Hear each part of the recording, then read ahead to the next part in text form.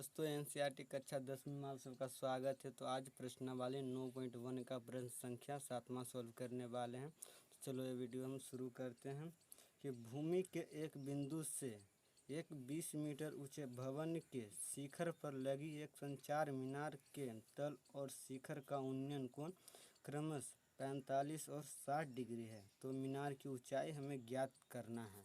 तो अब हम इसे आपको यहाँ हम समझा देते हैं कि भूमि के एक बिंदु, मान लिया जाए यहाँ पे एक भूमि का बिंदु है और इसी बिंदु से आगे 20 मीटर ऊंचे एक भवन है। मान लीजिए भवन है, मैंने बनाया है जो 20 मीटर है ऊंचा है और इसके ऊपर यहाँ हो गया, इसका ऊपर यहाँ पर एक संचार मीनार लगा है। तो पहले हम लिख देते हैं ए बी और सी, ठीक है। ये संचार मीनार हो गया, ठीक है, संचार मीनार है।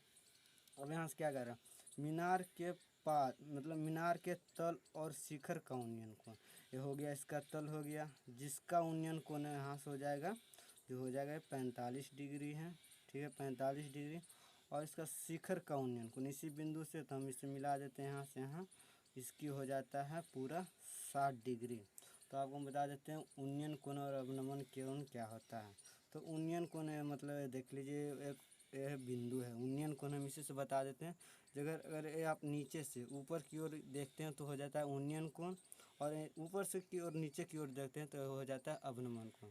तो मैंने ये चित्र है जो बना लिया है और इसी चित्र को अब हम यहाँ प्रश्न भी सरिया लेते हैं। तो मैंने चित्र यहाँ बना लिया है, आप देख लीजिए।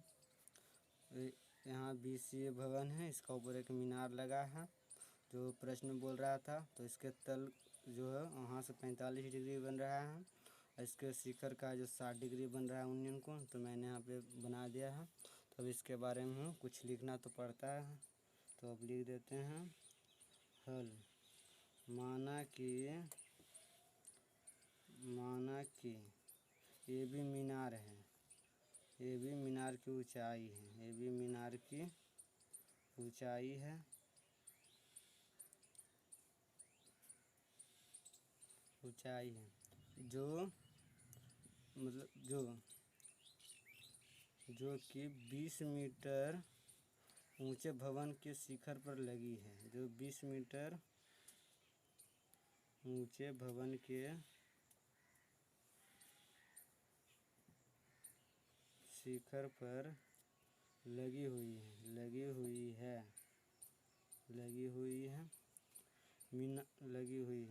मीनार के तल और शिखर का उन्नयन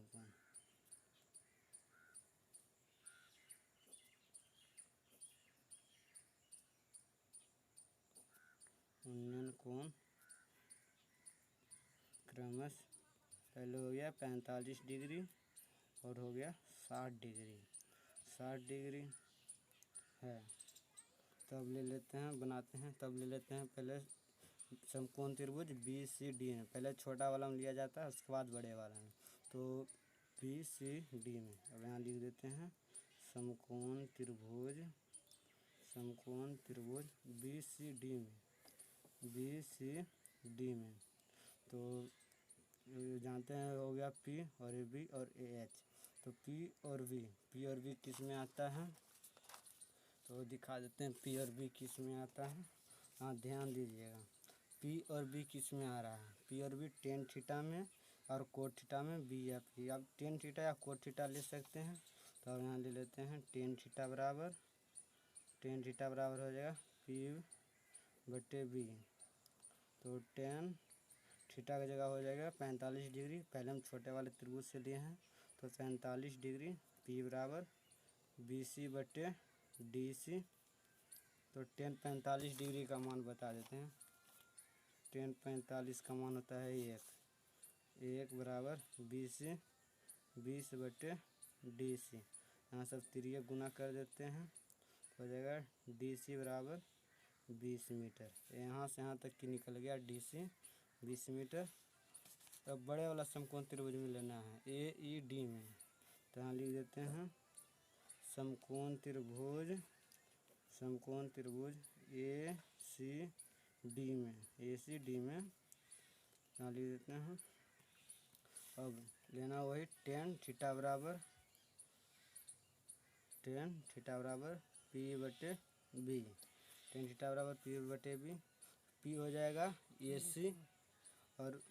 सी और बी हो जाएगा डी सी। यहाँ लिख देते हैं टेन थीटा की जगह हो जाएगा 60 डिग्री, यहाँ लिख देते हैं 60 डिग्री बराबर ए सी बटे डी सी। तो टेन 60 डिग्री का मान, आप यहाँ ध्यान दीजिएगा, टेन 60 डिग्री का मान होता है √3। तो आप यहाँ दे देंगे √3 बराबर ए सी बराबर क्या होगा, ध्यान दीजिएगा, ए सी बराबर A B plus B C. तो A B plus B C दे देते हैं यहाँ, A B plus B C और डी सी। तो आपको ध्यान है डी सी निकला था 20 मीटर, तो 20 मीटर में यहाँ बैठा देते हैं 20, तिरिया गुना कर देते हैं, A B plus B C बराबर 20√3, यहाँ A B plus B C. तो यहाँ ध्यान दीजिएगा बी सी बराबर है 20 जो दिया हुआ है प्रश्न में भवन में। तो यहाँ हो जाएगा 20√3 और ए बी बराबर 20√3 माइनस 20, ये प्लस है उधर चल गया माइनस, तो ए बी बराबर, इसमें दोनों में 20 है तो हम 20 कॉमन ले लेते हैं, √3 बच जाएगा और -1, तो निकल गया है ये भी, इतना निकल गया 20 √3 -1। यहाँ लिख देते हैं अतः मीनार की ऊंचाई, अतः मीनार की ऊंचाई ये निकल गया, लिख देते हैं 20 √3 -1 मीटर। यही इसका हो गया फाइनल आंसर। अगर आपको वीडियो पसंद लगे तो लाइक और चैनल को सब्सक्राइब करके बेल आइकन प्रेस